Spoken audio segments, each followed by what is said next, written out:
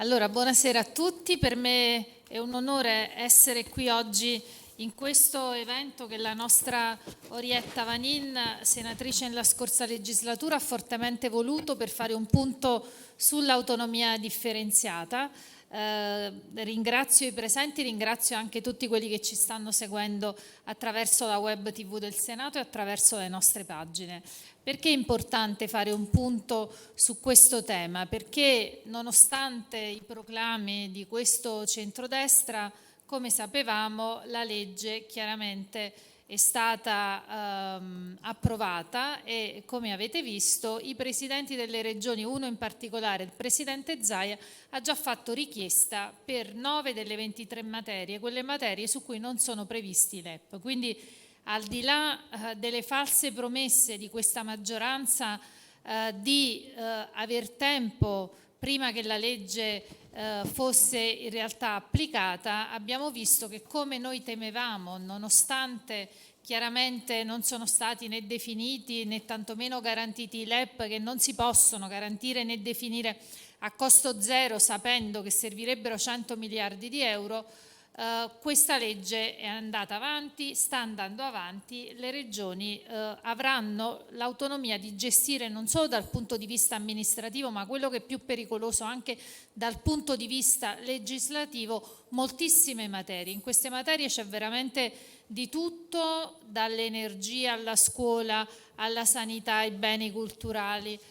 Materie addirittura che con la pandemia abbiamo capito che devono avere una gestione sovranazionale. Può una politica energetica essere regionale quando abbiamo visto che in questa crisi energetica addirittura c'è stato bisogno di una politica europea, così come è successo ad esempio in pandemia con i vaccini? Quindi è una proposta, come abbiamo sempre detto, antistorica in questo momento in cui le disuguaglianze sono le più grandi di sempre, in questo momento in cui dopo una pandemia abbiamo capito che serve ampliare gli orizzonti, serve soprattutto rafforzare la coesione sociale e la coesione territoriale. Del resto il nostro Paese è impegnato proprio in questi mesi a spendere i soldi del PNRR, che come obiettivo hanno proprio la coesione sociale e la coesione territoriale. Io però non voglio togliere tanto tempo in apertura, perché invece voglio ascoltare i tanti interventi autorevolissimi degli ospiti che sono qui. Lasciatemi però fare un ringraziamento in particolare a tutta quella parte bella di società civile che in questi mesi, direi nell'ultimo anno e mezzo, ha animato le piazze, ha tenuto dibattiti, in particolare tutti i comitati No Autonomia che sono qui rappresentati da Marina Boscaino, che davvero ringrazio per l'impegno, in rappresentanza di tutti quelli che in questo anno e mezzo hanno tenuto dibattiti, convegni, momenti formativi, perché noi l'avevamo capito da subito che è un tema che si riesce difficilmente a spiegare, perché può sembrare un tema molto tecnico, però purtroppo da questa legge passa quella che è la vita dei cittadini italiani e l'unione del nostro Paese. Quindi grazie veramente Orietta per aver voluto questo momento e ti passo la parola. Ringrazio anche tutti quelli che sono collegati e che interverranno a breve. Allora, sono io che ringrazio Mariolina Castellone per averci dato questa possibilità. È un tema che è caro a molti, a me in particolare. Io vengo dal Veneto, per anni nella scorsa legislatura abbiamo posto la questione e purtroppo siamo arrivati al nodo sostanziale, che ci vede coinvolti purtroppo in questa vicenda che di fatto non è un progetto di autonomia, ma è una vera e propria secessione dello Stato. Come voleva qualche partito politico, ci è riuscito negli anni. I nostri ospiti con i quali condividiamo le nostre riflessioni sono in parte collegati online e in parte in presenza. Io ringrazio comunque tutti. Li vorrei citare. Sono il dottor Grigoletto, esperto giurista su molti temi, dismissione di beni culturali, beni materiali, esperto di beni culturali che si collega da Venezia online. Il dottor Di Meglio Rino, che è coordinatore nazionale della Gilda, quindi un esperto di scuola. Per noi è fondamentale parlare di istruzione. Avremo la consigliera regionale Rosaria Capozzi dal Friuli Venezia Giulia, dove anche lì, nonostante sia una regione che ha la sua autonomia speciale millantata da tanti anni, vedremo che la situazione è molto critica. Il collega Corbetta, anche lui è stato senatore nella scorsa legislatura, con il quale molte volte ci siamo confrontati, perché sapete che la richiesta era partita dalle regioni come la Lombardia, il Veneto e l'Emilia Romagna, anche se in modo diverso, per arrivare poi a ciò che sta succedendo in questo momento. In presenza avremo invece la dottoressa Boscaino, che io ringrazio assolutamente, del tavolo NOAD. Chi non conosce il tavolo NOAD, credo quasi nessuno, ma lo specifichiamo, il tavolo che si è costituito in maniera spontanea, possiamo dire no, per una riflessione veramente importante sul no all'autonomia differenziata. È con noi, grazie ad Angelo, anche lei che era in Senato con noi, quindi già senatrice nella scorsa legislatura, della Sicilia, rappresentante della Sicilia, che ci racconterà che come impatterà nella regione siciliana questo progetto di autonomia. Il collega Diego Nicolini della provincia autonoma di Bolzano, dove si sta vivendo un paradosso incredibile su quanto sta accadendo ad esempio sulla scuola, ma anche con Diego vedremo che cosa in particolare succederà, e il dottor Castellana, sempre rappresentante della Gilda, che è qui con noi per condividere le molte riflessioni. Io volevo per pochi minuti elencare le cose immediatamente chieste da Zaia, però riportando ad una riflessione. Il quesito posto durante il referendum era: volete più o meno? Volete più autonomia? Chiaramente i veneti hanno risposto di sì. Una domanda generica, generale, senza alcuna riflessione, spontaneamente, possiamo dire di pancia. Oggi ci si sta rendendo conto invece che le situazioni sono molto complesse e complicate. 23 materie sono di fatto tutta la gestione amministrativa non solo dello Stato, e le prime richieste immediatamente fatte inviare da Zaia sono state sulla giustizia di pace, i rapporti internazionali con l'Unione Europea e le regioni, il commercio con l'estero, le professioni. E io faccio un appunto sulle professioni che si innestano in maniera, come posso dire, molto stretta su quella che sarà poi lo sviluppo dell'idea che le regioni hanno, ogni regione ha dell'istruzione e della formazione professionale, già di competenza delle regioni, che purtroppo mi ha visto coinvolta personalmente. Io sono stata un'insegnante per 30 anni nella formazione professionale, che era partita come formazione professionale pubblica, quindi gestita in maniera pubblica, con delle sperimentazioni con allora Olivetti, eccetera, eccetera, che è stata completamente dismessa ed è stata completamente privatizzata. In Veneto non esiste più la formazione professionale, i cosiddetti centri di formazione professionale pubblici. Facevamo formazione di primo e secondo livello, quindi anche post diploma per adulti, non esiste più nulla, è tutto privato. E su questa traccia noi temiamo che la riforma, che il progetto di legge porterà anche a delle condizioni altrettanto preoccupanti per l'istruzione pubblica. Poi la protezione civile. Sono stata un'amministratrice nel comune di Mira e io ricordo perfettamente quando abbiamo avuto il tornado. La protezione civile a Mira è arrivata per ultima, prima gli altri comuni dove le amministrazioni erano diverse e ci si pongono ovviamente delle domande. La previdenza complementare integrativa, il coordinamento della finanza pubblica, il sistema tributario, allora come saranno le tasse? Come verranno organizzate? In base a quali coefficienti? Quale sarà l'indirizzo politico? Le casse di risparmio, le casse rurali, le aziende di credito, non è bastato quello che è successo in Veneto con le banche, eppure l'hanno pagato caro ai cittadini, tantissimo. Gli enti di credito fondiario e agrario a carattere regionale, perché anche lì le proprietà sono immense. E poi ha chiesto una prima indagine sui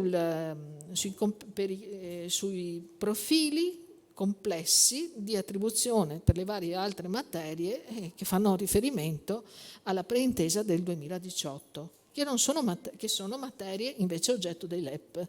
Quindi anche qui mettere le mani avanti. Quali sono in particolare politiche del lavoro? Noi l'abbiamo visto con il reddito di cittadinanza smantellato in Regione Veneto per chi non ha voluto assolutamente attivare tutta la parte della formazione che doveva intrecciarsi con il progetto del reddito di cittadinanza. Non è stato fatto, eppure si poteva.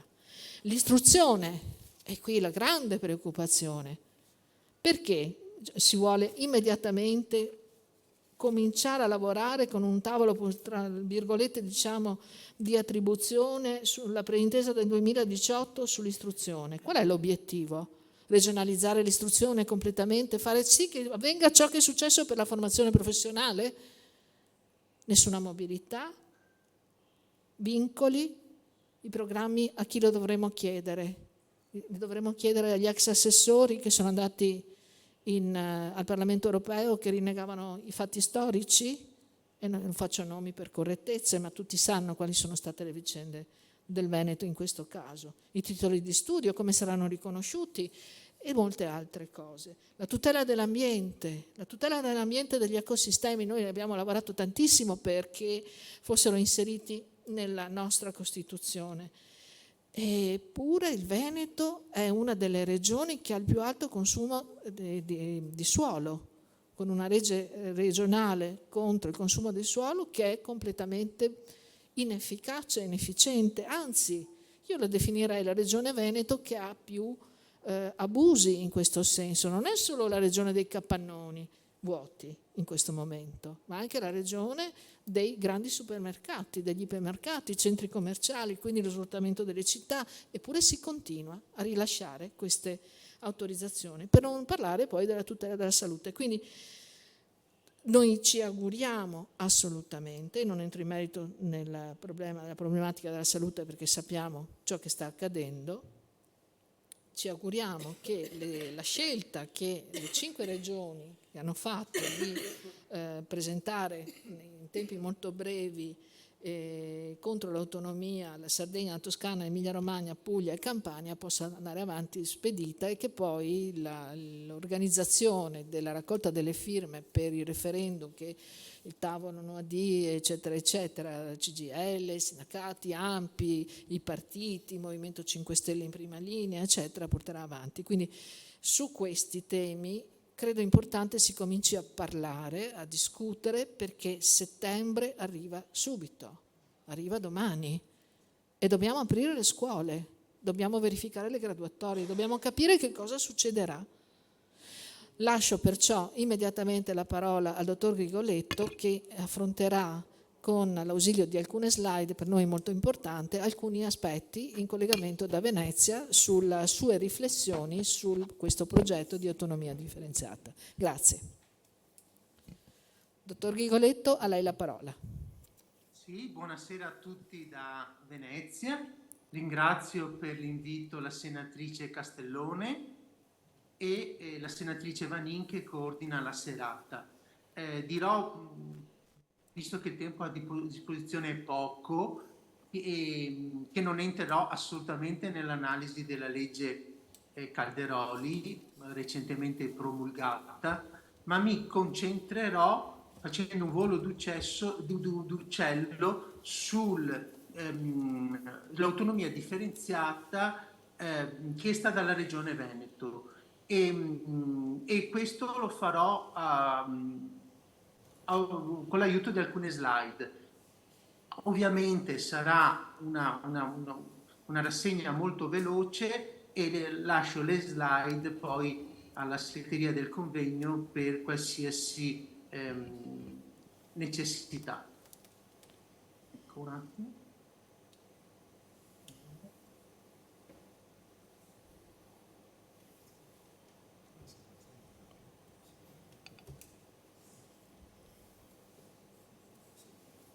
Ecco qua. Allora, il nuovo comma 3 dell'articolo 116 che prevede la cosiddetta autonomia differenziata. Non lo leggiamo tutte, ma sono ulteriori forme e condizioni particolari di autonomia che sono concesse alle regioni a statuto ordinario attraverso una legge approvata dalla Camera a maggioranza assoluta dei componenti sulla base di intesa fra lo Stato e la regione interessata. Perché lo chiamo nuovo comma 3, perché è stato inserito dalla legge costituzionale 18 ottobre 2001 numero 3. Questo comma non era presente nella versione originaria della Costituzione. Appunto la cosiddetta autonomia tanto reclamata da Luca Zaia. In realtà questa legge costituzionale 18 ottobre 2001 numero 3 venne approvata nel marzo 2001 nel corso della 13ª legislatura di centro-sinistra, durante il secondo governo Amato, che nel 2000 è succeduto al governo D'Alema, che a sua volta è succeduto al primo governo Prodi, e promulgata a seguito del referendum confermativo del 7 ottobre 2001, quindi solo incidentalmente durante il governo Berlusconi. Di conseguenza la cosiddetta autonomia differenziata, in generale la riforma del titolo V della Costituzione, risulta essere un prodotto politico delle sinistre. Qui una brevissima riflessione sul fatto che la riforma del titolo V ha causato tutta una serie di giudizi di fronte alla Corte Costituzionale per la costituzionalità delle leggi regionali e i conflitti di attribuzione fra governo e regioni mai avuta prima. Quindi mi permetto di dire che alla faccia della Costituzione più bella del mondo, l'intervento del 2001 è stato un intervento peggiorativo, perché non ha delimitato in maniera corretta i confini delle competenze legislative di Stato e di regioni, e poi ha introdotto l'autonomia differenziata che noi ora stiamo criticando. Quindi ed è l'unico giudizio personale che mi permetto di dare stasera, perché il resto è solo un resoconto. Il Partito Democratico, che giustamente insieme al Movimento 5 Stelle vuole raccogliere le firme contro la legge Calderoli, dovrebbe fare un attimo di mea culpa, perché il nuovo articolo 116 della Costituzione è stato un prodotto politico delle sinistre voluto per fronteggiare l'autonomia che all'epoca, il federalismo che veniva sventolato da Umberto Bossi, ma comunque è stata qualcosa voluta dallo schieramento che adesso la contrasta. Veniamo in medias res all'autonomia differenziata del Veneto. È prevista da un accordo preliminare del 28 febbraio del 2018 fra Regione e Governo. Siamo proprio agli sgoccioli del governo Gentiloni. L'accordo preliminare ha fatto seguito al referendum consultivo regionale, come citato prima dalla senatrice, del 22 ottobre 2017. A sua volta previsto da una legge regionale, la 15 del 2014, giudicata legittima dalla Corte Costituzionale con la sentenza 118 del 2015. La bozza di intesa, l'ultima che noi abbiamo a disposizione tra Regione Veneto e Governo, è quella presentata al Ministro Boccia il 23 settembre 2019, perché poi durante il governo successivo la trattativa è stata diciamo, non è andata avanti. Quali sono le materie per cui si chiedono ulteriori forme e condizioni particolari di autonomia? Le famose 23 materie. 20 materie riguardano l'articolo 117,3 della Costituzione. Non le leggiamo tutte ovviamente. Sono materie di legislazione concorrente, in cui già oggi spetta alle regioni la potestà legislativa, salvo che per la determinazione dei principi fondamentali riservata alla legislazione dello Stato. Quindi queste 20 materie, chiedere ulteriore autonomia è un po' un controsenso, visto che già le regioni, e la Regione Veneto in particolare, ha una grandissima autonomia. In alcune materie, per esempio, basti solo ricordare le estese competenze legislative e amministrative delle regioni nelle seguenti materie: tutela della salute, dove l'autonomia differenziata chiede ulteriori competenze nel settore dei medici e della regolamentazione delle professioni sanitarie, o del governo del territorio, dove la richiesta di autonomia differenziata chiede ulteriori competenze in materia di semplificazione e di SCIA, ma qui entriamo in una materia molto complessa, perché la regolamentazione del procedimento amministrativo è una materia di competenza esclusiva statale. Poi si chiedono ulteriori materie competenze all'interno di questi 20 materie. Per esempio, in materia di produzione, trasporto e distribuzione dell'energia, come diceva la senatrice Castellone, ma è un ossimoro giuridico chiedere di ulteriori competenze in materia di produzione, trasporto e distribuzione nazionale delle energie.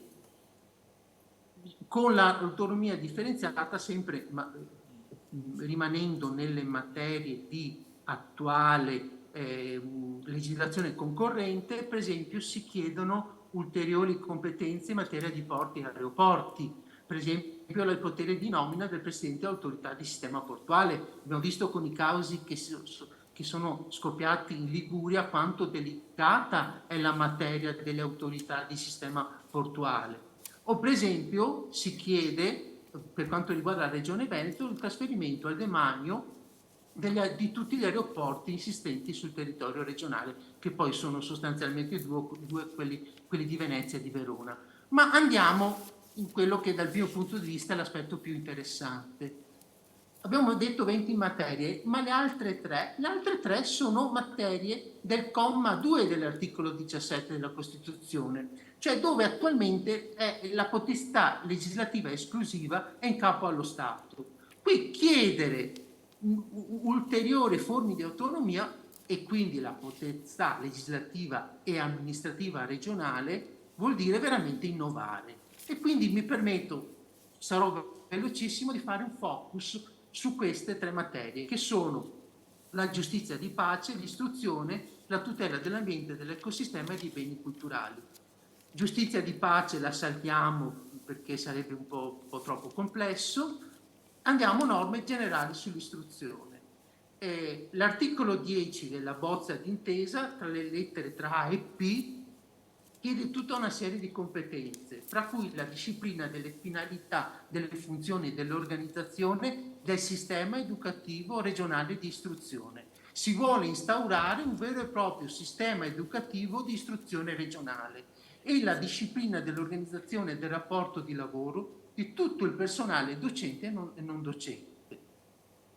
Sono trasferite di conseguenza alla Regione Veneto, articolo 11, le risorse umane, finanziarie e strumentali dell'ufficio scolastico regionale e degli uffici d'ambito territoriale. Infine è attribuita alla Regione Veneto, con l'articolo 12, la potestà legislativa in materia di edilizia scolastica.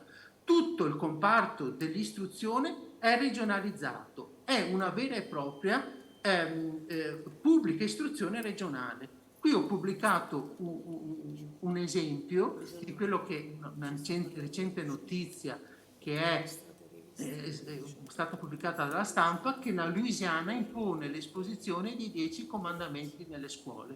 Ecco, l'idea che ci sia una istruzione, 20 pubbliche istruzioni, una per ogni regione, espone anche l'Italia a rischio di avere 20 sistemi diversi di educazione delle giovani generazioni. Ovviamente questa mia è una provocazione. Andiamo alla tutela dell'ambiente e dell'ecosistema e dei beni culturali. È attribuita alla Regione Veneto la potestà legislativa e regolamentare nella materia tutela dell'ambiente e dell'ecosistema. Oggi la potestà legislativa è totalmente statale, ci sono competenze regionali, ma subdelegate dal decreto legislativo 112 del 2006, che è il codice dell'ambiente, che prevede sì competenze regionali, ma subdelega dello Stato italiano. Di conseguenza tutte le valutazioni ambientali, la VIA, la VAS, la VINCA, sarebbero in capo alla Regione del Veneto, come pure la gestione della laguna di Venezia. le funzioni dell'ex magistrato alle acque, ora provveditorato alle opere pubbliche, fra cui la programmazione, la pianificazione, la salvaguardia di Venezia e la gestione del Mose, la sorveglianza della laguna e tutte le funzioni previste dalle leggi speciali. Tutela dei beni culturali. L'articolo 45 della bozza d'intesa del 2019 prevede che sono attribuite alla Regione Veneto la competenza legislativa nella materia tutela dei beni culturali. Questo vuol dire la possibilità di apporre o rimuovere i vincoli e autorizzare gli interventi sui beni di interesse storico, artistico, archeologico e etnoantropologico. La valorizzazione di beni culturali, la possibilità per la Regione del Veneto di avere una parte del sistema museale statale del Veneto, tranne le gallerie dell'Accademia che sono museo autonomo. Dottor Grigoletto, mi scusi, ancora 2 minuti. Sì, che potrebbero per esempio passare alla Regione del Veneto, l'Accadoro, il Museo Archeologico di Piazza San Marco, Villa Pisani, eccetera.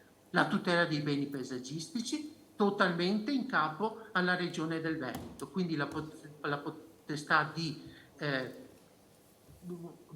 autorizzare gli interventi paesaggistici senza il parere obbligatorio della soprintendenza lettera B, e l'importante articolo C, la possibilità di apporre o rimuovere i vincoli paesaggistici. Qui la Regione Veneto si è lamentata che 1000 vincoli paesaggistici in Regione Veneto sono troppi. Lo strumento per disarticolare questo sistema di tutela del paesaggio è appunto all'articolo 51. La conseguenza è che c'è la regionalizzazione delle soprintendenze. Al fine di assicurare l'esercizio delle funzioni di cui sopra, sono trasferite alla Regione Veneto le funzioni esercitate dalle soprintendenze archeologiche, belle arti, paesaggio, archivistiche presenti sul territorio regionale, con l'attribuzione delle relative risorse umane, finanziarie e strumentali. Si sta andando, e chiudo, verso il modello siciliano di gestione di beni culturali e paesaggistici, modello previsto dallo Statuto Speciale Siciliano del 1946, che dispone la regionalizzazione delle soprintendenze e la regionalizzazione del sistema museale. Vedete, non troverete in Sicilia nessun museo statale, tutto il sistema della valorizzazione e della tutela è regionale, con questi paradossi. Questo è il Corriere della Sera di 10 giorni fa. La nomina per l'autonomia in materia di beni culturali siciliana consente di nominare un archeologo, un agronomo come direttore di un parco archeologico, o distaccare un ingegnere da un ufficio di lavori pubblici regionale per fare il soprintendente. Sarà positivo o negativo diciamo, avere una autonomia nel settore dei beni culturali simile a quella siciliana? Ragioniamoci sopra. Grazie per l'attenzione. Grazie, dottor Grigoletto.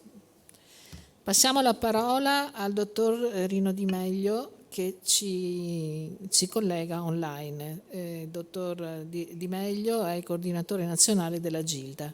Prego, dottor Di Meglio. Non lo vediamo più. Caduta la linea. Quindi facciamo un altro. Sì? Allora, nel frattempo, eccolo qua. Bene. Dottor Di Meglio, buongiorno. Ci sente?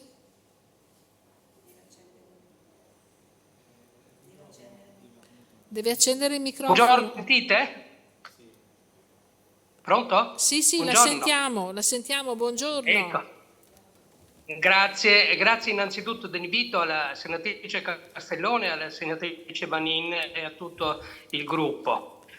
Cercherò di essere breve, mi scuso anticipatamente se poi non riesco a partecipare a tutta la riunione, ma resterà in presenza a sostituirmi il collega Castellana che fa parte con me della direzione nazionale. Intanto voglio dirvi che noi siamo un'organizzazione che è rigorosamente indipendente dalla politica. Tra i nostri associati abbiamo persone di varie tendenze e orientamenti, non lo sappiamo neppure perché noi glielo chiediamo.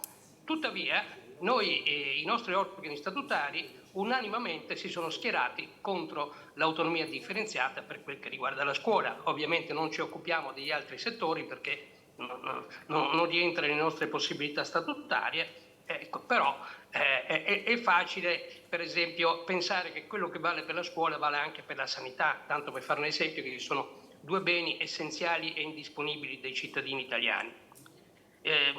Mi è piaciuto ascoltare il dottor Gricolone che mi ha preceduto, perché ci ha detto delle cose molto interessanti. Intanto è interessante storicamente risalire al pasticciaccio della modifica del titolo quinto della Costituzione, che è stato veramente un grosso pasticcio e che ha posto le basi perché ci trovassimo oggi in questa condizione. Allora, vedete, cerco di sintetizzare brevemente. Intanto il bene maggiore che noi abbiamo come insegnanti è la libertà di insegnamento, e l'autonomia differenziata chiaramente costituisce un pericolo per questa libertà, perché rende il politico goloso di intervenire sulla scuola e anche sui programmi scolastici. Noi non dimentichiamo poi che noi viviamo in un ordinamento giuridico che garantisce il valore legale del titolo di studio, e quindi una eccessiva dispersione dei programmi tra le varie regioni fa cadere anche completamente questo valore. Oltre, dicevo prima, alla possibilità di interferenze regionali. Io non posso dimenticare che un politico qualche tempo dietro chiese l'insegnamento della lingua veneta nelle scuole.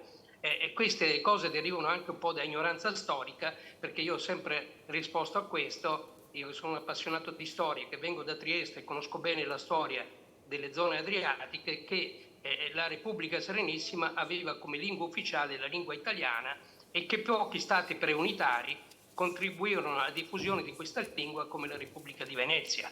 Ecco, quindi anche storicamente è una cosa negativa.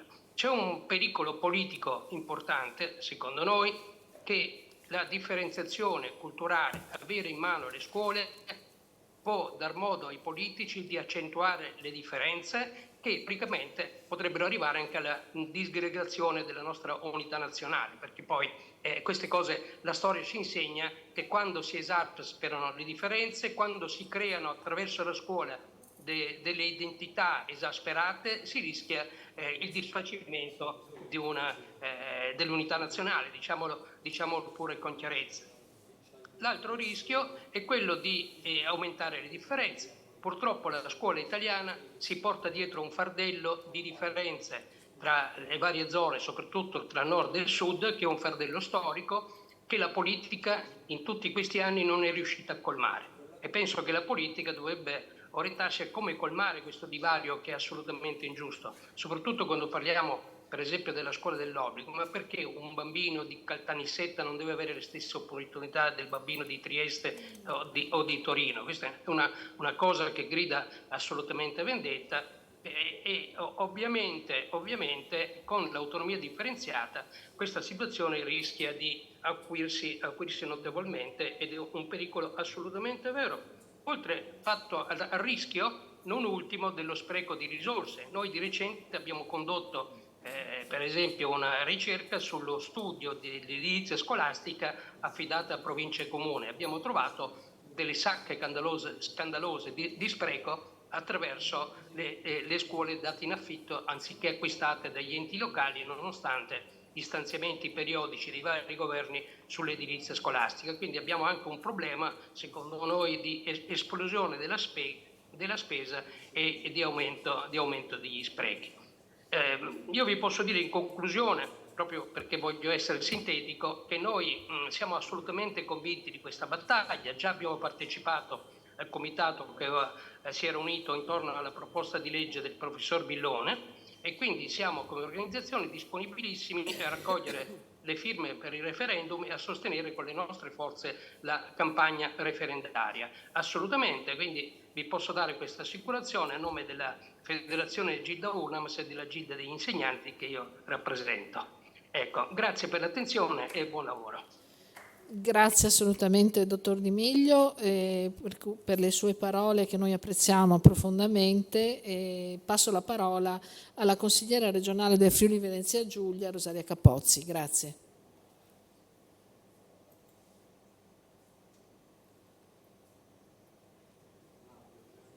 Rosaria in collegamento? Deve aprire l'audio, Rosaria?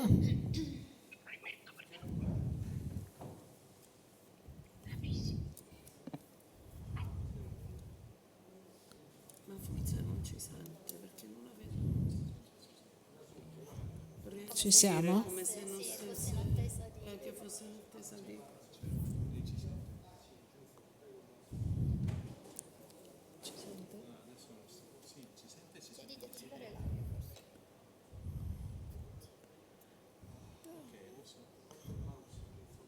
Rosaria? Dottoressa Capozzi, ci sente?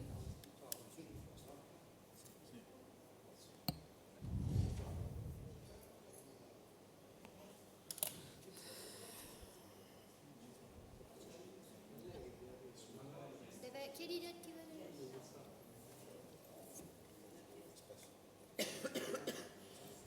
Hai il numero di telefono? Funziona la chiamata?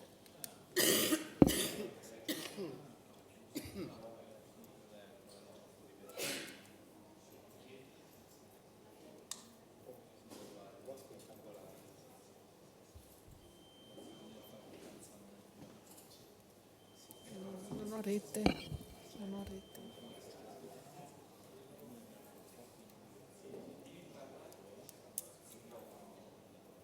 Orietta, mi senti?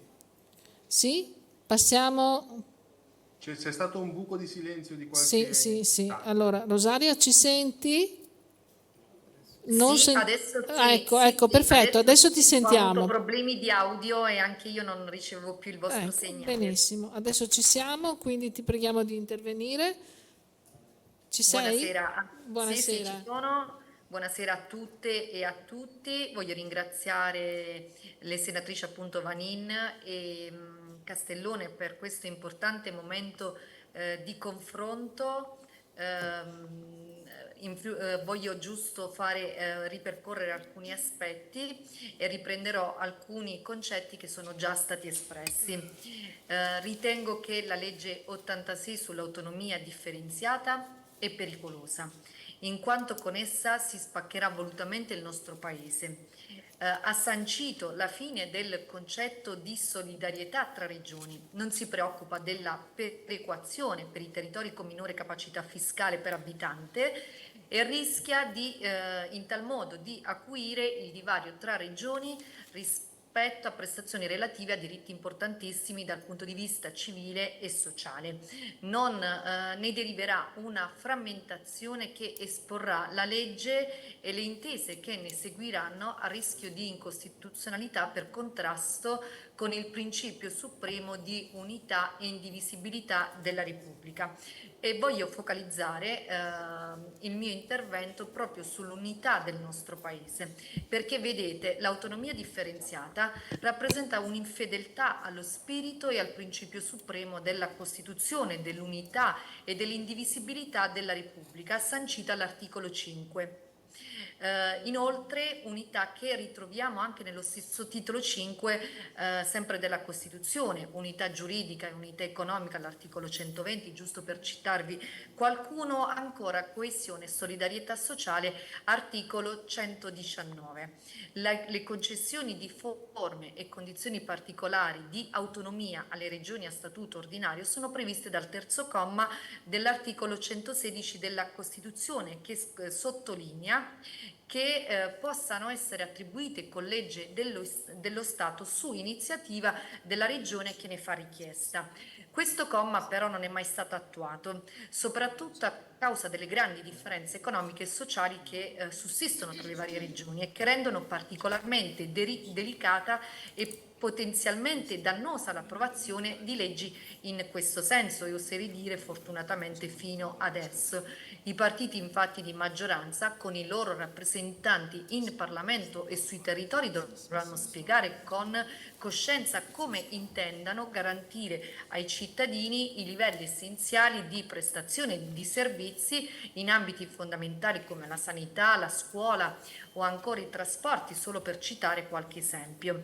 Considero questa riforma miope perché non si comprende come si possa avvantaggiarsi di correre da soli se il resto del paese arranca. Vedo in questa riforma e nella causa di volerla soltanto la domanda di voler potenziare da parte di qualcuno il proprio potere e di potenziare le proprie richieste con conseguenze negative rispetto ad altre regioni. ne deriverà una complessità amministrativa inevitabile e questa volta su tutto il territorio nazionale. Il rischio sarà di rendere difficile la vita non soltanto di noi cittadini ma anche di imprese costrette, quando abbiano carattere sovraregionale, a misurarsi con regolamentazioni che sono diverse da luogo a luogo, dovendo confrontarsi con 21 legislazioni differenti. Da qualunque prospettiva la si consideri, creerà disagi inevitabili. Finirà per avere la territorializzazione dei diritti, avere cittadini di serie A e di serie B, con un gap per chi risiede in territori con minore capienza fiscale. Ma anche nella regione che rappresento, una regione a statuto speciale, Friuli Venezia Giulia, ci preoccupa e non poco immaginare un futuro in cui tutte le rimanenti 15 regioni a statuto ordinario si trasformeranno di fatti in regioni a statuto speciale, ciascuna delle quali con funzioni e risorse differenziate.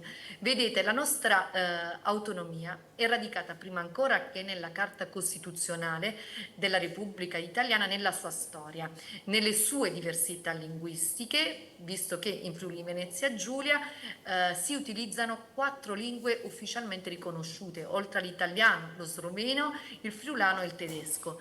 Inoltre la nostra autonomia risiede anche in ragioni culturali e nella sua collocazione geografica che la pone al centro dell'Europa. Qui l'autonomia venne concessa, oltre che per il problema di Trieste e delle contese territoriali con la Jugoslavia, anche perché si trattava di un'area che per molti decenni ebbe problemi di sviluppo economico. Se qualcuno oggi si chiede se la nostra autonomia speciale sia ancora attuale, io mi sento di riprendere alcune affermazioni riportate proprio nel sito della nostra regione, che nel commemorare il 60° anniversario appunto della regione risponde a questa domanda dicendo che appunto la nostra specialità è più che mai attuale, e voglio riprendere proprio le parole riportate: una specialità come forma quindi la nostra specialità non è una forma di ingiustificabile privilegio, ma un'assunzione di una sempre maggiore responsabilità nell'impegno delle risorse a vantaggio dei cittadini e delle imprese. Quindi anche chi la ritiene anacronistica, mi sento di dire che non lo è, anzi è tutt'altro. Negli ultimi anni, anzi, la modifica del titolo V della Costituzione ha dato più autonomia a tutte le regioni e in un certo senso ha ridotto anche la particolarità delle regioni a statuto speciale, quindi anche di quella che rappresento.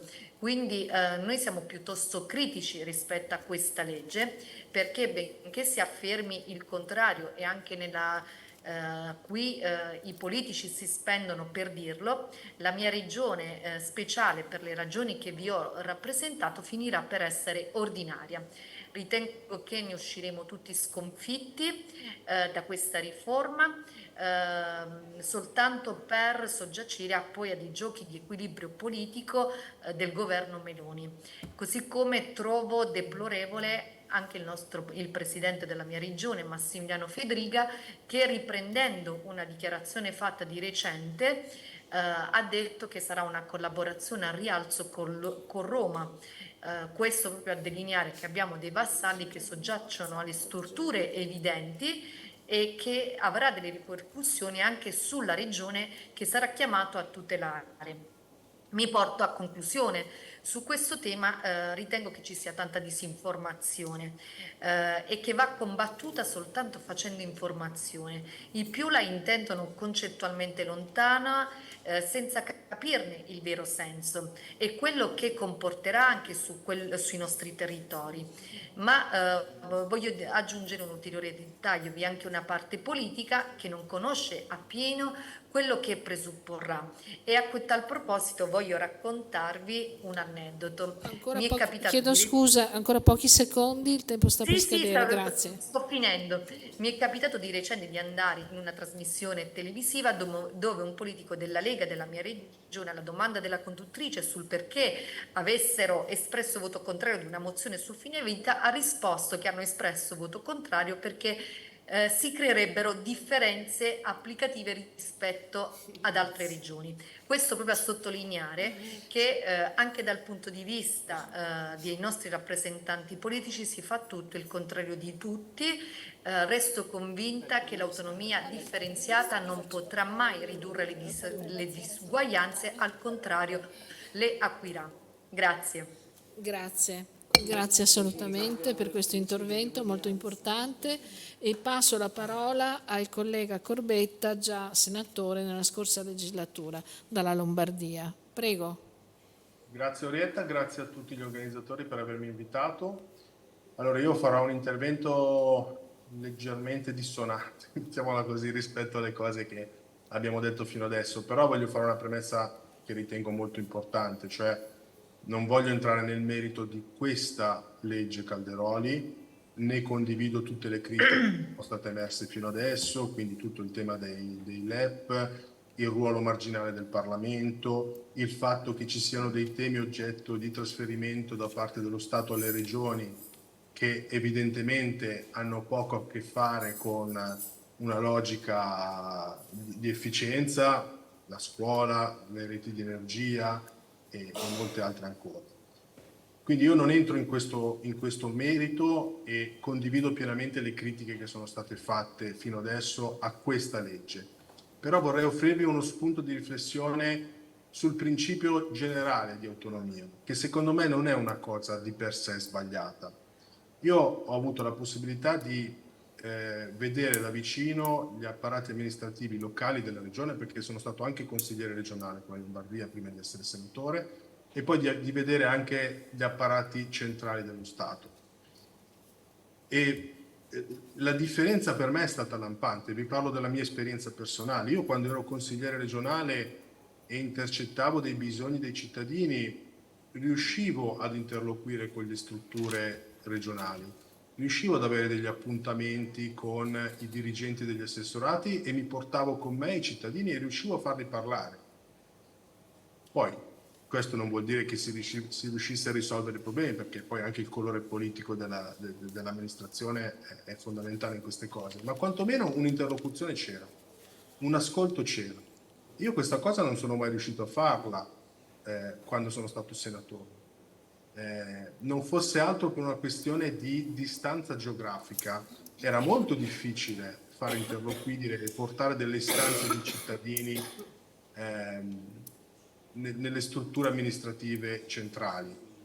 Io quando facevo delle interrogazioni in regione raccogliendo istanze dei cittadini ricevevo sempre risposta, spesso non quella che volevo, ma comunque c'era un'attenzione e c'era una risposta. Quando facevo le interrogazioni da senatore della Repubblica quasi mai ricevevo risposta, quindi c'era un'attenzione diversa, per cui il principio che il centro decisionale sia il più possibile vicino ai cittadini e che i cittadini possano in questo modo, in qualche modo, influenzare le decisioni del centro decisionale, secondo me non è una cosa sbagliata in sé per sé e dovremmo tenerlo in qualche modo presente. Ci sono stati referendum, sono stati citati prima nel 2017, 3 milioni di persone in Lombardia sono andate a votare a favore dell'autonomia, non so quanti milioni di persone in Veneto, ma forse anche di più. Allora è sbagliato secondo me far finta che questa questione non esista, che non esista un'esigenza di autonomia. Occorre indirizzarla naturalmente verso canali pienamente costituzionali e con tutto il rispetto dovuto, diciamo, al percorso costituzionale, al rispetto degli altri territori e via discorrendo. Quindi, diciamo, questo era lo spunto di riflessione che io vi volevo lasciare. Assolutamente giusta la battaglia contro questa legge, ma non, come dire, non commettiamo l'errore di pensare che l'autonomia sia solo una battaglia di parte, cerchiamo di non farla diventare solo una battaglia di una parte politica, non commettiamo l'errore di pensare che sia solo una questione di egoismi, perché ci sono anche tanti temi sotto che meritano attenzione e in qualche modo cerchiamo anche mediaticamente, se riusciamo, a distinguere, questo è il mio umile pensiero, il mio umile suggerimento, di non dire tanto no all'autonomia in sé per sé, ma dire no a questo tipo di autonomia, ma a salvare secondo me quello che c'è di buono nel principio dell'autonomia. Grazie mille per l'attenzione. Grazie a te, grazie per questo intervento che ci pone delle riflessioni non leggere, assolutamente. Passo la parola alla dottoressa Boscaino, che è qui in presenza e ci parlerà appunto delle riflessioni invece del tavolo No AD. Sì, grazie. Scusatemi la voce, ma sono da 2 settimane con una bronchite che non riesco a debellare nemmeno con gli antibiotici. Allora, il tavolo No AD in realtà è nato 6 anni fa, cioè è nato immediatamente dopo la firma dei preaccordi tra il governo Gentiloni e le regioni Veneto, Emilia-Romagna e Lombardia, firma che voglio ricordare avvenne il 28 febbraio del 2018, a 4 giorni dalle elezioni politiche, cioè quando il governo non doveva occuparsi che di affari correnti, del disbrigo degli affari correnti. In realtà il tavolo non nasce immediatamente come tale, nel senso che noi, quasi tutti e tutte insegnanti, pensavamo che fosse una terribile cosa che stava abbattendosi sulla scuola, e quindi abbiamo cominciato a studiare la questione in maniera capillare e siamo riusciti persino ad organizzare un tavolo unitario che all'epoca teneva dentro tutto il sindacalismo, naturalmente di settore, sia confederale che di base, più naturalmente noi che facevamo da coordinatori di questo tavolo, occupandoci esclusivamente del tema scuola. Poi, perché io non so se ricordate che nel 2018 le preintese di Veneto, Emilia Romagna e Lombardia furono occultate, e mi assumo la responsabilità. Noi non siamo venuti a comprendere, a conoscere e ad analizzare quei testi per via della doverosa pubblicazione su siti istituzionali, come si farebbe in qualunque paese civile, ma perché un anno dopo, nel 2019, il sito ROARS, cioè il sito della ricerca universitaria, pubblica i testi delle preintese e poi le ripubblica quando nel 2019 vengono ritoccati. È lì che noi ci rendiamo conto che il tema dell'autonomia differenziata non riguarda solo la scuola, riguarda 23 materie fondamentali nella nostra vita quotidiana. Pensate che 3 di queste materie sono addirittura oggi nel riparto di competenze dell'articolo 117 della Costituzione riformata nel 2001 nel titolo quinto, sono di potestà legislativa esclusiva dello Stato, tanto sono elementi fondativi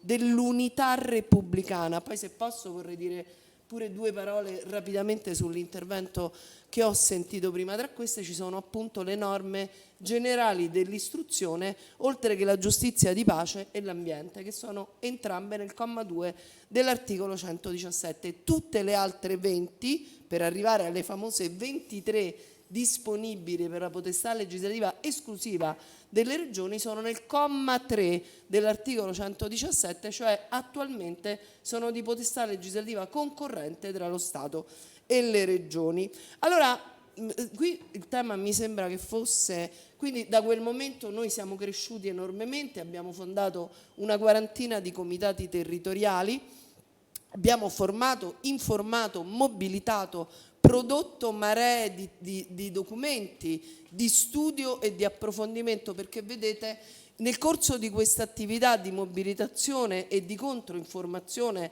che è stato doveroso fare, visto l'occultamento del tema per tantissimi anni, diciamo nei primi 4 anni della nostra attività non se ne parlava proprio di autonomia differenziata, eppure governo dopo governo il tema rimaneva in auge, fino al DDL Gelmini, che esattamente come il DDL Calderoli fu inserito all'interno dei collegati della legge di bilancio, esattamente come è accaduto con il DDL Calderoli e prima ancora il DDL oddio, scusatemi, sono talmente stanca perché ho appena finito la prima classe di esame di Stato. Boccia, non mi veniva Boccia. Quindi nel corso degli anni c'è stato questo abbinamento continuo e noi siamo stati sempre lì a mobilitarci, appunto a cercare di far capire ai cittadini e alle cittadine che cosa stesse succedendo. Non sapevano niente. In sostanza che cosa succederebbe? Succederebbero una serie di conseguenze catastrofiche non solo dal punto di vista economico, perché ricordiamoci che le regioni, in particolare il Veneto, chiede il trattenimento del 90% della propria fiscalità regionale, sottraendolo al principio di solidarietà ex articolo 2 della Costituzione, che serve proprio alla perequazione per chi ha meno da parte che ha di più. Si romperebbe definitivamente il principio di uguaglianza, in particolare il principio di uguaglianza sostanziale, ma non solo, perché c'è anche la giustizia di pace. Quindi cominciamo ad attaccare pure il comma 1 dell'articolo 3. Si romperebbe definitivamente il principio di uguaglianza, perché si determinerebbe una condizione in cui dimmi che certificato di residenza hai e ti dirò di quali diritti potrai usufruire eventualmente, ok? Naturalmente questo crea una divaricazione ancora più spaventosa delle condizioni di diseguaglianza che vigono nel nostro Paese da quando in realtà queste si sono approfondite dalla riforma del titolo quinto del 2001. Vi faccio l'esempio concreto della sanità, che nel periodo dal 2001 ad oggi nella nostra regione, nel Lazio, così come nella Lombardia, è stata privatizzata per oltre il 50%. Vi ricordate? Andrà tutto bene dopo il Covid. Quelli non avevano medicina territoriale. Perché? Perché la medicina si è specializzata su dei centri indubitabilmente di eccellenza, però che hanno sguarnito l'esercizio al diritto universale sancito alla salute, sancito dall'articolo 32. Il problema è che noi siamo stati molto molto disattenti in tutto questo passaggio. Quindi che cosa si creerebbe? Ad un regionalismo senza norma, quale quello a cui siamo appunto stati abituati dal 1970 ad oggi, anche attraverso il riparto delle competenze, si arriverebbe ad un regionalismo impazzito, in cui noi avremmo le regioni a statuto speciale ex articolo 1 del 116 attuale, delle regioni ad autonomia differenziata, ma tra loro differenziate.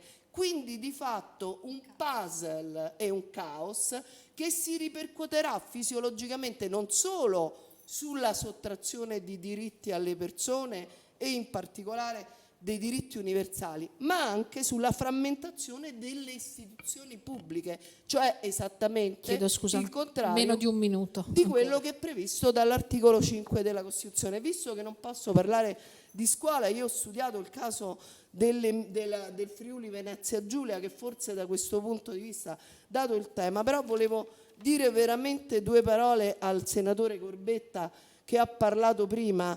Io credo che siamo in uno di quei nessi della storia repubblicana in cui noi veramente ci creiamo la social catena, come diceva Leopardi, per fronteggiare, come diceva Machiavelli, la ruina dello Stato, perché noi siamo sull'orlo del baratro. Zaia ce l'ha fatto capire benissimo.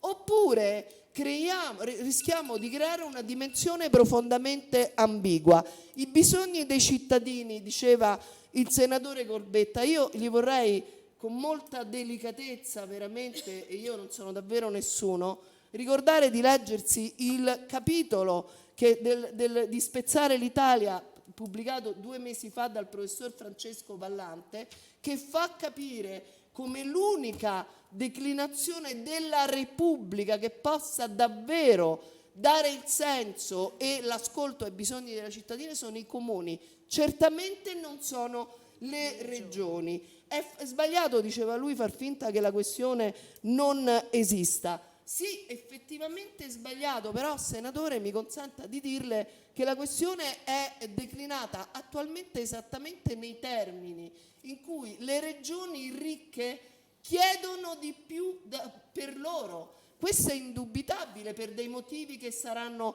forse legittimi nella loro migliore capacità, tutto da vedere, per carità.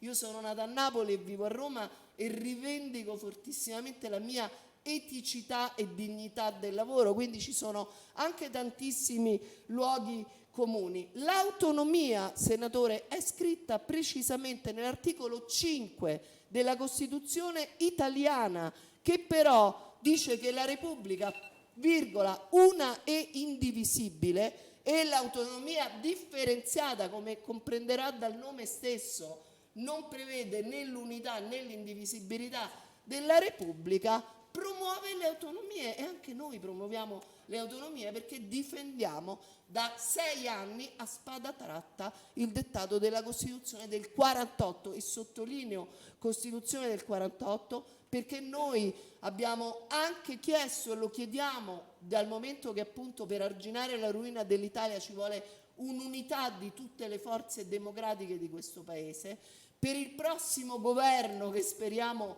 verrà e che sarà composto da altre persone, quindi voglio anche ringraziare di questa opportunità, una revisione del titolo quinto della Costituzione, perché se noi non arriveremo a avremo sempre la mano pazza che cercherà di fare quello che purtroppo stanno riuscendo a fare. Grazie.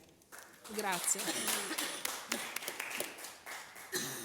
Grazie dottoressa Boscaino. Passo la parola alla collega già senatrice Grazia D'Angelo, che appunto introdurrà la propria riflessione arrivando dalla Sicilia, una regione a statuto speciale molto particolare per noi. Prego. Allora, intanto voglio ringraziare sia la Presidente Mariolina Castellone per aver organizzato l'incontro e la collega Vanin per aver portato al tavolo dei relatori così appassionati, ecco, della materia e così preparati sul punto. Io vorrei portare, ecco, quella che è l'esperienza di una regione che va un po' in controtendenza rispetto a quella che è questa norma, perché diciamo viene inserita in un contesto dove il dettato normativo era rivolto alle regioni ad autonomia ordinaria, tant'è che si è dovuto addirittura porre rimedio in Senato, nella lettura al Senato, quando rispetto alla versione precedente si è cercato di adeguare il testo inserendo l'articolo 11 proprio che faceva da raccordo, e in Commissione Affari Costituzionali appunto si è inserito l'articolo che faceva riferimento anche alle regioni a statuto speciale e alle province a statuto speciale, perché purtroppo non erano state inserite in precedenza e quindi dal titolo della legge si sarebbe rivolta semplicemente alle regioni a statuto ordinario, creando peraltro una situazione paradossale in cui le regioni a statuto ordinario avrebbero avuto una capacità legislativa in materie in più diverse rispetto a quelle delle regioni e province a statuto speciale. Quindi si è arrivati a questo tipo di soluzione. Ora, la domanda che viene spontanea da porsi è: ma a questo punto l'autonomia differenziata come può impattare su una regione che già gode di una propria autonomia? E può impattare e impatterà in maniera fortemente negativa. Fortemente negativa perché, e questo diciamo che è la levata di scudi che si è avuta da tutte diciamo, le categorie, partendo ovviamente dalla Svimez, che è appunto l'associazione che si occupa dell'impresa nel Mezzogiorno, che ha lanciato un appello accorato nei confronti del governo proprio per rivedere le posizioni su questo tipo di riforma, perché proprio il presidente Bianchi ha rilevato che questo tipo di riforma sull'isola, sulla Sicilia, appunto sulla regione Sicilia, avrebbe avuto un impatto devastante. Questo perché? Perché anche se diciamo, su determinate materie già la Sicilia ha ampia autonomia, in realtà quello che bisogna andare a vedere è più che altro il rilievo economico. Partiamo dal rilievo economico per poi arrivare alla questione servizi e diritti, perché è ovvio che nel momento in cui si avrà una disparità di gettito nei confronti delle varie regioni, avremo anche la possibilità per le stesse regioni di fornire dei servizi e delle prestazioni differenti.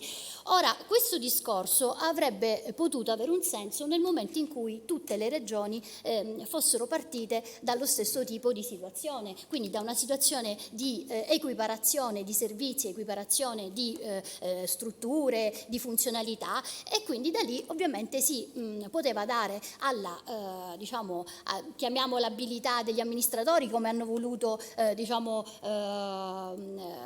proporre i fautori di questa riforma, e quindi dare questa abilità per permettere a ogni regione di essere più competitiva rispetto alle altre e quindi portare avanti i propri servizi per i cittadini residenti. In realtà però qui partiamo da una situazione di profonda disuguaglianza, di profonda disparità tra quelle che sono le situazioni nei vari settori, soprattutto per quanto riguarda la sanità delle regioni del nord rispetto alle regioni del sud.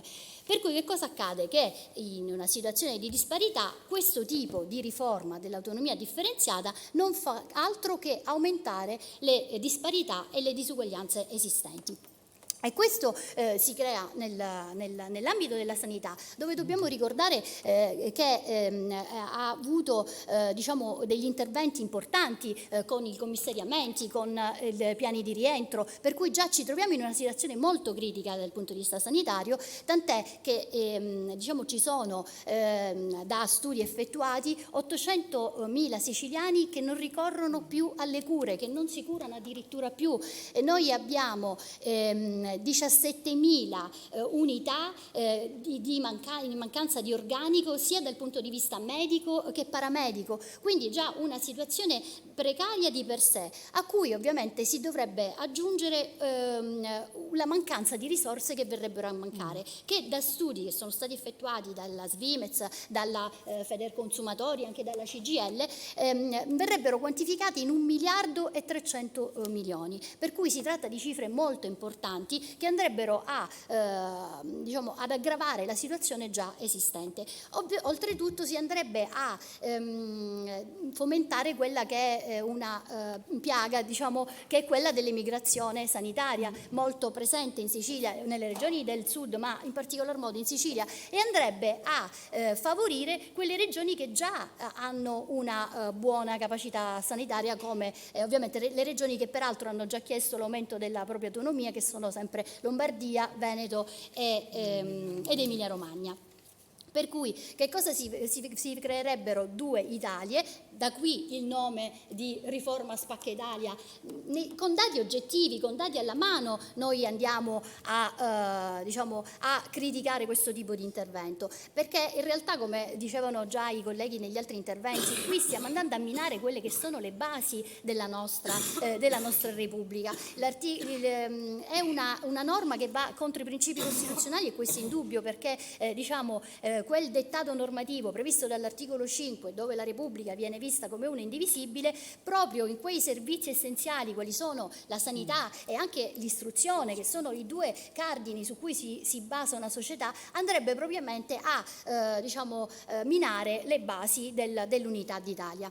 Ora, però non vorrei che poi si cadesse nello stereotipo della lotta, nella lotta fra fazioni, quindi nord contro sud, perché bisogna superare anche questo tipo di visione e pensare che il disagio, i problemi arriveranno per tutte le regioni, non solo per le regioni del sud, perché questa riforma ovviamente cosa fa? Minando quella che è l'unità del paese, indebolirà il paese stesso anche agli occhi degli altri paesi, quindi anche a livello internazionale l'Italia ne uscirà veramente abbattuta. E quindi siamo contro. In Sicilia stiamo presentando anche lì una mozione per l'abrogazione della norma, e faremo ovviamente tutta l'attività di sostegno alla raccolta firme in favore del referendum, e speriamo che si possa invertire questa rotta.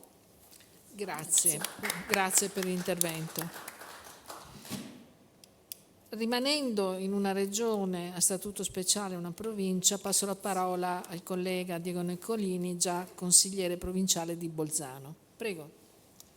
Grazie Orietta, ringrazio anche la senatrice Castellone per l'invito a questa preziosa discussione. Io vengo da una provincia che è fortemente autonoma e sotto certi aspetti anche virtuosa, come può essere l'Alto Adige, dove l'autonomia forte è radicata da principi storici, da accordi internazionali e quindi insomma è nata soprattutto dall'oppressione del ventennio fascista, no? Nel 19, quando fu annessa all'Italia, la nostra provincia subì un ventennio, diciamo, di oppressione, ha vietato parlare tedesco, c'è stato poi il culmine nel 1939, le opzioni dove Mussolini e Hitler dissero il tedesco non esiste più, i tedeschi possono scegliere o di italianizzarsi o di andare in Germania, e per l'80% se ne andarono in Germania. Poi appunto arrivò la Repubblica, l'accordo di Parigi, quindi un accordo internazionale con la tutela di uno Stato tutrice, che era l'Austria, e quindi delle ragioni storiche e linguistiche che, devo dire, hanno nel percorso poi della nostra Repubblica sono state ben rappresentate dal partito di governo dell'SVP, perché si sono occupati esclusivamente del benessere di questa piccola minoranza. E quindi quello che disse poi il fondatore, diciamo il padre nobile di questo partito, Silvius Magnago, la nostra autonomia significa raccogliere i fiori al bordo del percorso e approfittarsene di tutte le occasioni per aumentare la nostra autonomia. Cosa vuol dire questo? Che non vorrei diventassero così anche le altre regioni, perché finché siamo una piccola provincia che rappresenta circa l'1% della popolazione italiana, possiamo anche giustificare, diciamo, questo comportamento voglio dire, che mira soltanto al benessere proprio, si disinteressa di quello che è l'interesse nazionale. Però vorrei pensare poi cosa succede quando si formeranno magari anche in Parlamento dei gruppi parlamentari di autonomia regionale. Noi qua ci troviamo in Senato, sappiamo che i 3 senatori del gruppo autonomista tante volte sono stati decisivi per la crescita, per la nascita, per il termine di un governo, e chiaramente è stato sempre reso secondariamente l'interesse nazionale, anzi era sempre motivo di un ricatto, e lo è anche adesso con, ad esempio, il presidenzialismo. Hanno deciso di astenersi perché hanno chiesto in cambio un affievolimento dei controlli della Corte Costituzionale sulla produzione normativa locale. Allora capiamo bene che se questo si estende anche alle altre regioni significa lo sfascio, se non c'è, soprattutto se viene fatto in maniera rapida, in maniera diciamo così, allargata a tutti quanti. E qui questo modo di questo approfittarsi appunto di tutte quante le situazioni, disinteressandosi dell'interesse nazionale, non può essere legittimato per un interesse di un territorio. E qui ho apprezzato anche il ragionamento che ha fatto il senatore Corbetta, e da una parte ho sempre pensato anch'io che avvicinando una funzione pubblica al cittadino c'è più controllo, c'è più vicinanza, c'è più ponderazione, più efficienza. Devo dire che da consigliere provinciale, quale sono stato poi, noi godiamo di un'autonomia, appunto, autonomia finanziaria, abbiamo già il 90% appunto delle risorse, abbiamo una competenza esclusiva e secondaria che, diciamo così, generale, abbiamo pochissime competenze che sono riservate allo Stato.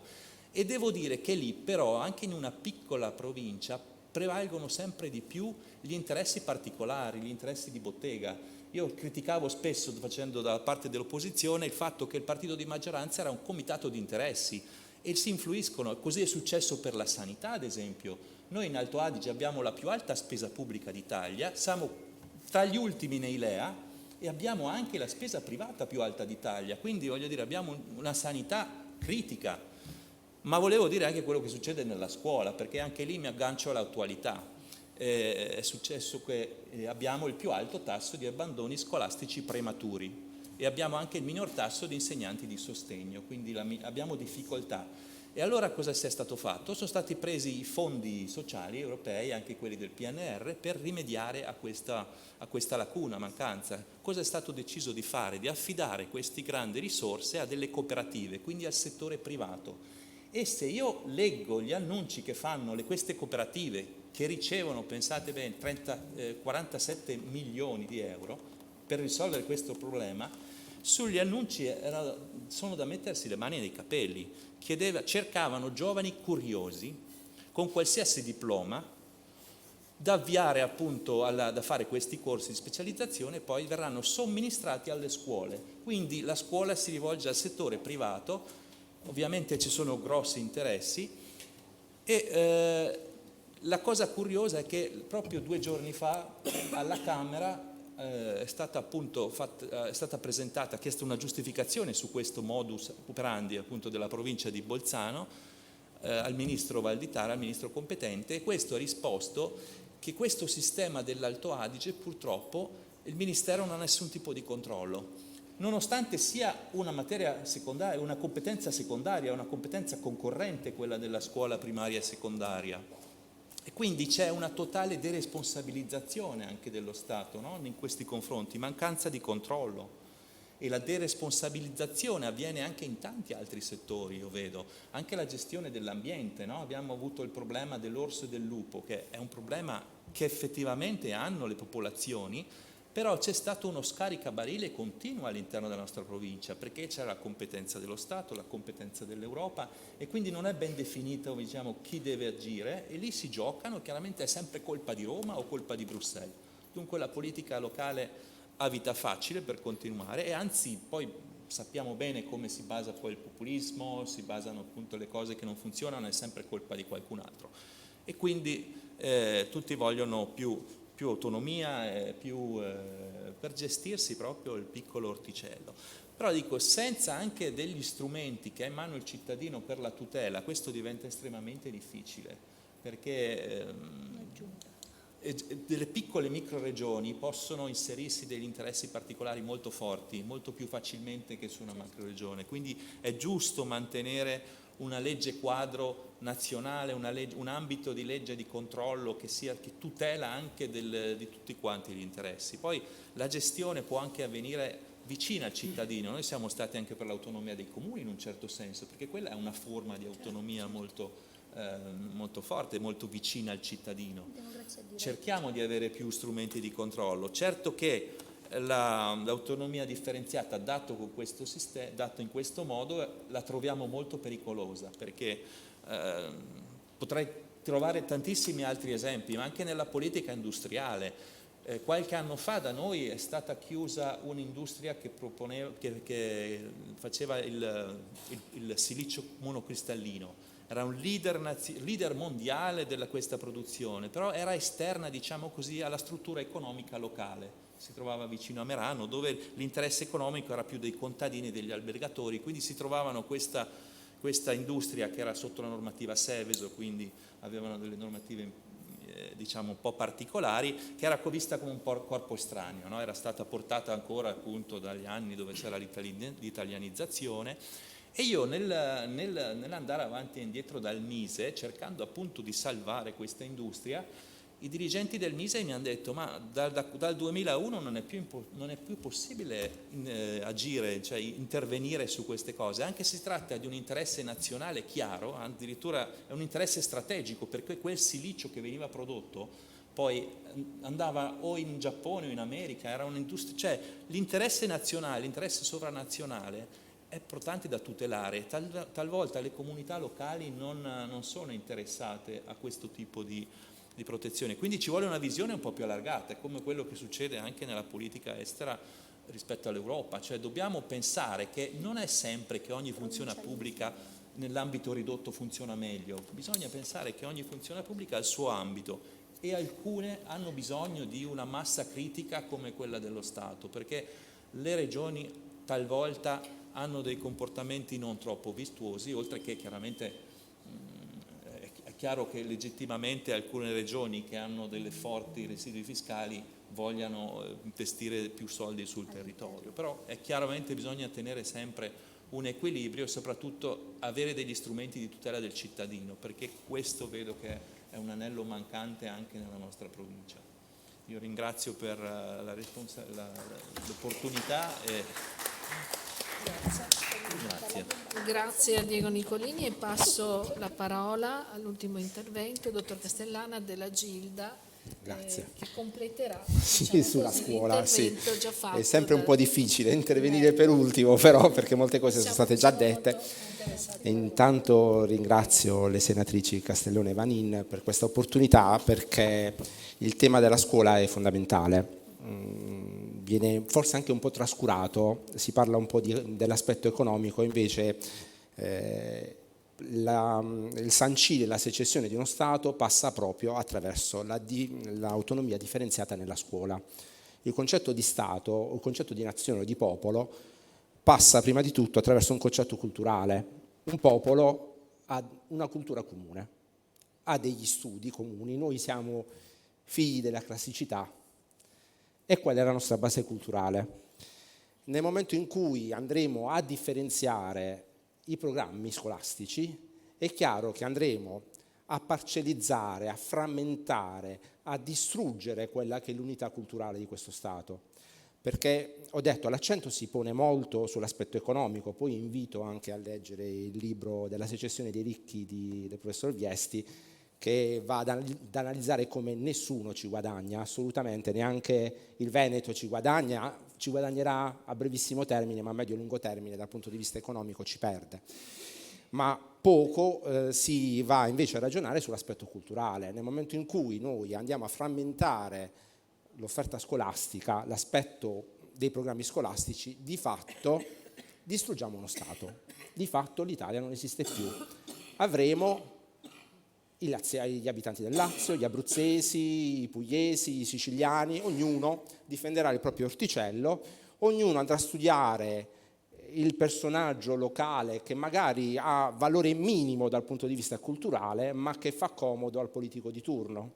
Quindi la prima grande preoccupazione, la dico ora da insegnante, è quella di una disgregazione, una distruzione dal punto di vista culturale. Io studio Manzoni non perché era lombardo, io studio Manzoni perché andò a sciacquare i panni nell'Arno e ci ha dato la lingua italiana, cioè, diciamolo pure, così come studio Dante o studio la scuola siciliana per lo stesso motivo, non perché è scuola siciliana o Dante perché è toscano, altrimenti ho sbagliato tutto nella vita e dovevo andare a fare il carpentiere, con tutto il rispetto per i carpentieri, però è così, lo dico da insegnante di lettere e anche perché come il mio coordinatore nazionale amo la storia.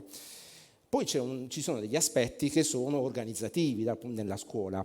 Io quando sento la parola autonomia tremo, perché noi nella scuola già la stiamo sperimentando l'autonomia, abbiamo l'autonomia scolastica da una ventina d'anni. Nasce con un nobile intento l'autonomia scolastica, mettere in competizione le scuole fra di loro per migliorare l'offerta formativa. E poi abbiamo avuto invece dei paradossi sul territorio dove questo miglioramento dell'offerta formativa è stata semplicemente, soprattutto in un periodo in cui c'è denatalità e poi c'è la mannaia del dimensionamento scolastico che ci porta ad avere scuole di grandi dimensioni, semplicemente ha l'intento di attirare nuovi clienti.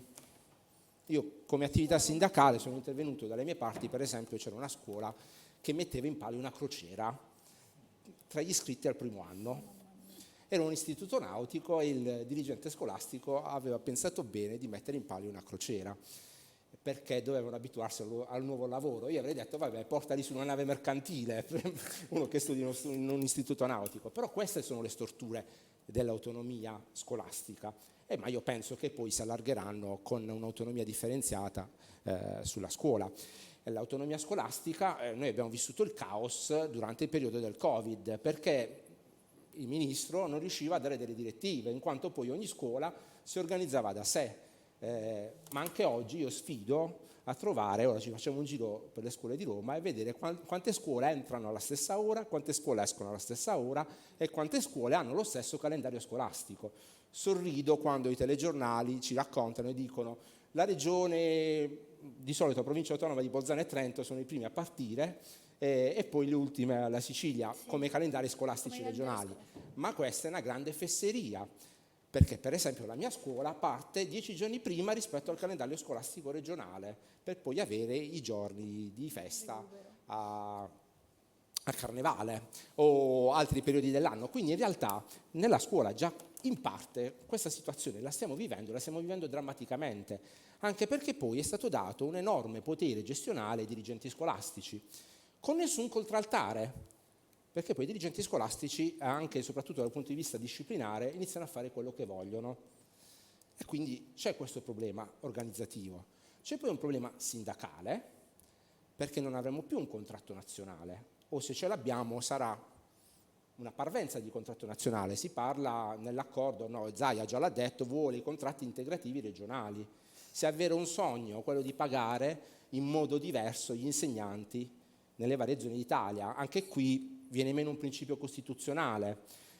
Più volte è stato affrontato anche da qualche forza politica il problema che magari chi lavora a Milano ha un costo della vita maggiore, lo stipendio di insegnante una cosa è a Milano, è una cosa avere uno stipendio di insegnante in Calabria, ma non si affronta differenziando gli stipendi, ma forse dando, degli incentivi per gli alloggi oppure degli incentivi per i trasporti, ma non certamente pagando in modo diverso lo stesso lavoro. Questo è un altro problema da affrontare. E poi io tremo perché ero intervenuto anni fa in un incontro nella Tana del Nemico in Veneto in cui si parlava di autonomia differenziata e c'era l'assessore alla sanità del Veneto che poneva come esempio proprio quello della sanità del Veneto eccellente. E io gli posi una semplicissima domanda: come si diventa primario negli ospedali del Veneto? Perché a taluna politica l'autonomia differenziata di qualsiasi colore, di destra o di sinistra, fa comodo. La scuola ha 45.000 punti di erogazione del servizio e 8.000 scuole, è più radicata degli uffici postali. Significa mettere le mani sulla scuola, gestire la scuola, significa controllare il territorio, significa avere una barca di voti, significa gestire assunzioni. Questo è il vero problema. È un problema che non incide solo sulle belle parole, l'economia, quello che è. Qui c'è un problema di legalità. Ci piaccia o non ci piaccia, il sistema scolastico italiano fino ad ora è stato immune da tutte le influenze della mala politica. Troverete qualche dirigente scolastico che si è portato a casa qualcosa, ma non troverete mai politici inquisiti sul sistema scolastico. Questo vuol dire che fino ad ora il sistema scolastico ha retto, è un baluardo di legalità. Chiedo scusa, ancora pochi secondi. 30 secondi. È un baluardo di legalità. Io lo dico, devono passare sul mio cadavere, ma la scuola non si tocca, perché la scuola è forse l'ultimo presidio vero di legalità che abbiamo in questo Stato. E noi lo difenderemo in tutti i modi possibili. Poi, come già il nostro coordinatore nazionale ha annunciato anche in direzione nazionale, noi abbiamo deliberato di aderire ai comitati per referendari e andremo avanti su questa strada. Grazie. Grazie. Siamo in chiusura e io vorrei dare la parola a Mariolina Castellone, vicepresidente del Senato, per condividere tutte le riflessioni e sentire ovviamente le ultime notizie che ci può dare in merito anche alle azioni che si stanno facendo. Grazie Orietta, io cercherò di essere breve anche perché siamo andati un po' lunghi, ma era davvero importantissimo dare tempo a tutti, anche se limitato, per ascoltare quelle che erano anche un po' visioni diverse, no? L'idea che ha avuto la senatrice Vanin è quella di mettere a confronto come vivono l'autonomia le diverse regioni che già stanno sperimentando in parte questo modo di governare. Allora, io credo che le riflessioni che abbiamo fatto in realtà nell'anno in cui abbiamo discusso questa legge in Senato restano ancora totalmente attuali. Del resto noi abbiamo fatto in quell'anno circa 60 audizioni qui in Senato e tutte le audizioni hanno manifestato forti perplessità per come era costruita questa legge Calderoli, proprio perché almeno la forza politica a cui io appartengo, noi apparteniamo, non ha mai avuto una posizione ideologica, ma abbiamo provato sempre nel merito a dire perché una legge costruita in questo modo, senza investire un euro, senza prevedere un fondo di perequazione, anzi il fondo di perequazione che c'era nella legge Boccia di 4,5 miliardi è stato ridotto a 900 milioni, quindi sono stati tolti 3,5 miliardi da quel fondo di perequazione, non può fare altro che frammentare e dividere il Paese e cristallizzare quelli che oggi sono i divari più grandi di sempre, se pensiamo che abbiamo oltre 4 milioni di lavoratori poveri, cioè persone che lavorano e non arrivano a fine mese, 5 milioni e 700 mila persone in povertà assoluta, spendiamo 4 miliardi all'anno di migrazione sanitaria, ci sono persone che ormai hanno rinunciato alle cure, anche lì oltre 4 milioni di italiani hanno rinunciato a curarsi, anche nelle regioni ricche, che sono ricche perché in parte hanno anche privatizzato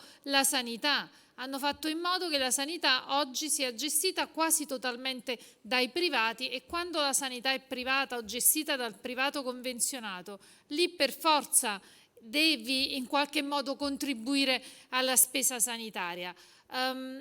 È una legge antistorica proprio per questi motivi, perché oggi e perché dopo una pandemia noi abbiamo capito che su alcune materie ci vuole una gestione centralizzata, perché in pandemia anche la sanità cosiddetta eccellente del Veneto o della Lombardia ha manifestato tutte le sue fragilità, e perché, come diceva chi mi ha preceduto, questa legge, per come è costruita, creerà un mercato di beni e servizi tra le regioni.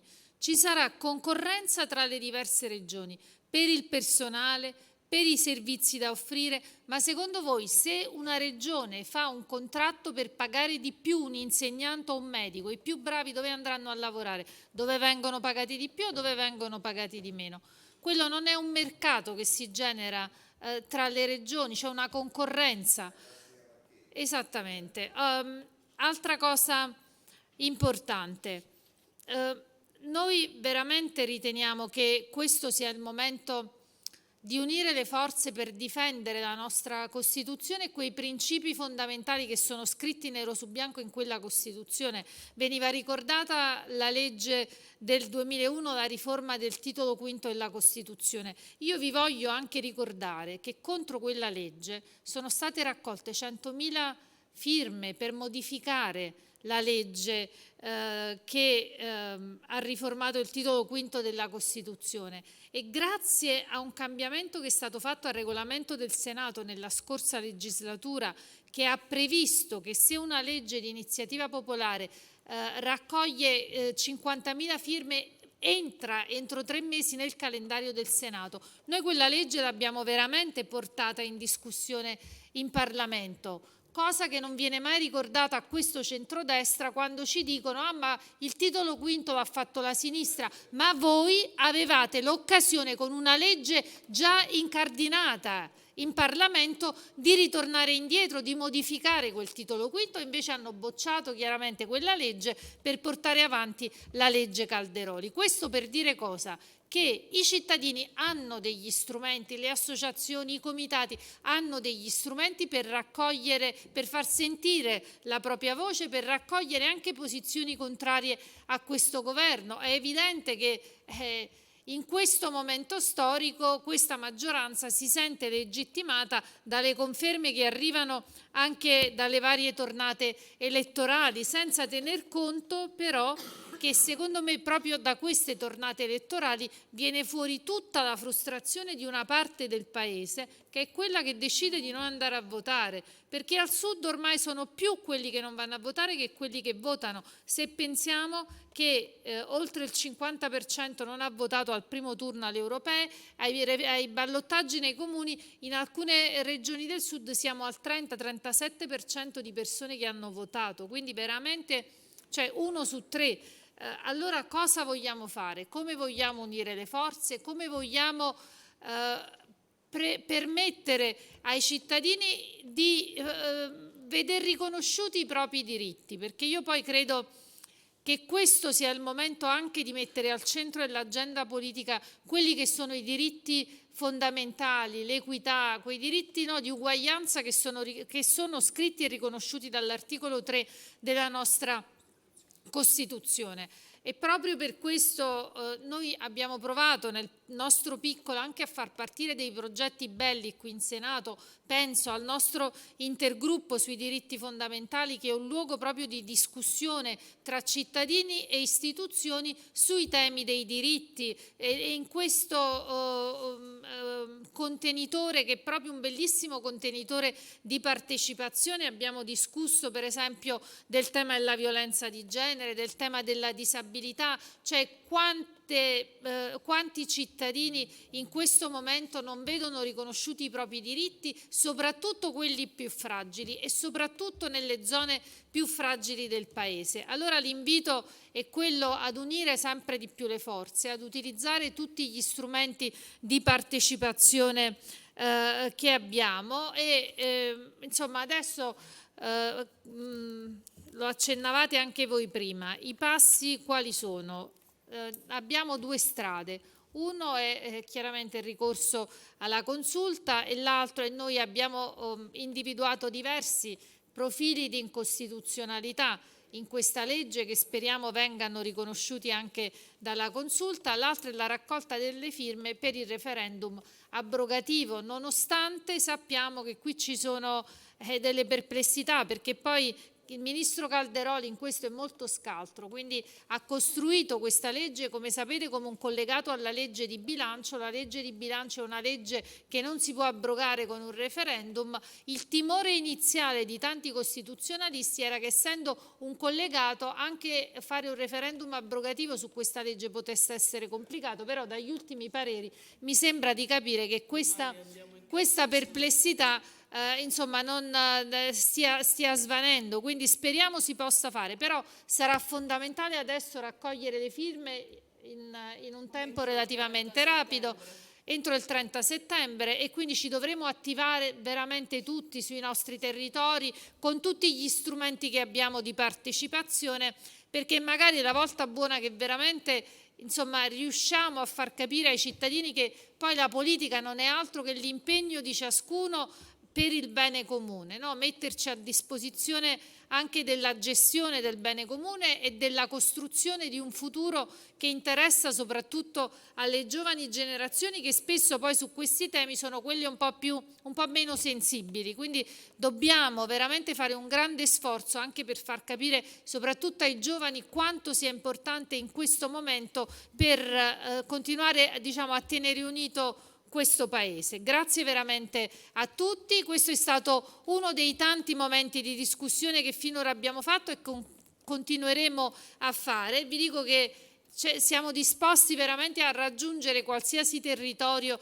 e a provare ad informare sempre di più tutte le persone. Speriamo di avere più spazio anche attraverso i mezzi di informazione che invece, come avete visto, fino ad ora avevano dedicato pochissimo spazio a questo tema. Con Marina abbiamo vissuto per un anno la frustrazione di essere totalmente invisibili e ignorati da qualsiasi mezzo di informazione. Ora, insomma, che la legge è stata approvata e che forse qualche perplessità la stanno avendo tutti, finalmente se ne parla. Grazie veramente a tutti e ci vediamo presto.